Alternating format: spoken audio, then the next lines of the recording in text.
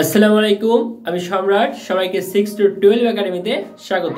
Viewers, আজকে আমাদের আলোচ্য বিষয় হলো নবম ও দশম শ্রেণীর রসায়ন বিজ্ঞান বইয়ের চতুর্থ অধ্যায় অর্থাৎ পর্যায় সারণী অধ্যায়টির বেশ কিছু প্রয়োজনীয় মৌলের ভর সংখ্যা।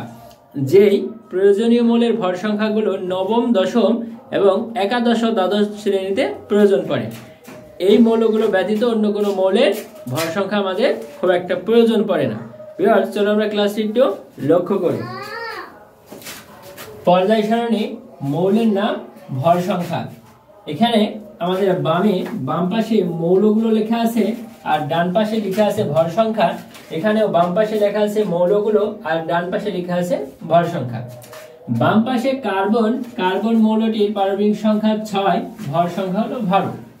ভিউয়ার্স, আমাদের ভর সংখ্যা বের করার খুব একটা সূত্র নেই, কিন্তু আমরা ভর সংখ্যা বের করব প্রত্যেকটি মৌলের পারমাণবিক সংখ্যা যত ভর সংখ্যা তার দ্বিগুণ অথবা দ্বিগুণের কাছাকাছি হয়।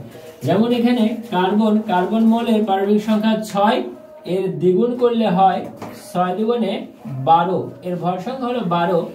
নাইট্রোজেনের পারমাণবিক সংখ্যা হলো 7, দ্বিগুণ করলে হয় 7 দুগুণে 14। অক্সিজেন 8, এর দ্বিগুণ করলে হয় 8 দুগুণে 16। সোডিয়াম 11, দ্বিগুণ করলে হয় 11 দুগুণে 22। এই যে সোডিয়ামের ভর সংখ্যা 23, অর্থাৎ দ্বিগুণ অথবা দ্বিগুণের কাছাকাছি। যেহেতু 11 দুগুণে 22 হয়, এই 22 হলো 23 এর কাছাকাছি। অর্থাৎ নিয়মটি হলো পারমাণবিক সংখ্যার দ্বিগুণ অথবা দ্বিগুণের কাছাকাছি ভর সংখ্যা সচরাচর হয়ে থাকে।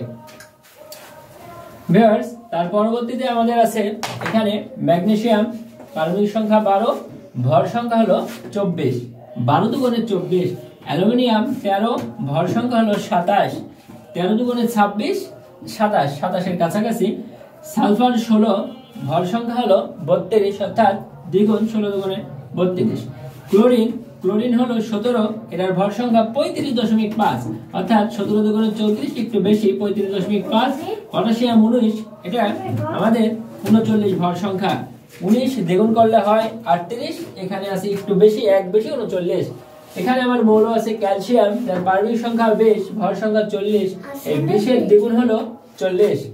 এখানে ক্রোমিয়াম 24 কে দ্বিগুণ করলে হয় 48, এখানে ভর সংখ্যা 52, অর্থাৎ দ্বিগুণের একটু বেশি। ম্যাঙ্গানিজ, যেখানে পারমাণবিক সংখ্যা হলো 25 আর আমাদের ভর সংখ্যা হলো 55, 25 দ্বিগুণে হয় 50, তার একটু বেশি হলো 55। ফেরিক হলো 26, 2 দিয়ে গুণ করলে হয় 52, এর ভর সংখ্যা হলো 56, অর্থাৎ দ্বিগুণের একটু বেশি।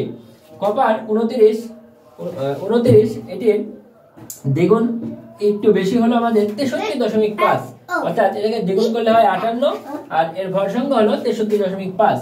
জিঙ্ক হলো 30, জিঙ্কের ভর সংখ্যা হলো 65, 30 দ্বিগুণে হয় 60 আর এই যে 65, 60 থেকে একটু বেশি, এ হলো 65। তো এই হলো আমাদের প্রয়োজনীয় ভর সংখ্যা। এই মৌলগুলোর ভর সংখ্যা জানলে আর কোনো মৌলের ভর সংখ্যা জানার প্রয়োজন পড়ে না। এগুলো দিয়ে আমাদের প্রত্যেকটা অধ্যায়ের অঙ্ক হয়ে যায়। তো ক্লাসটি কেমন লাগলো জানিয়ে দাও কমেন্ট বক্সে। ষষ্ঠ থেকে দশম শ্রেণী পর্যন্ত Bangla, English, physics, chemistry, biology, একাদশ থেকে দ্বাদশ শ্রেণী পর্যন্ত ইংলিশ, বাংলা, ICT নতুন ক্লাস পেতে আমার চ্যানেলটি সাবস্ক্রাইব করে রেখো। আল্লাহ হাফেজ।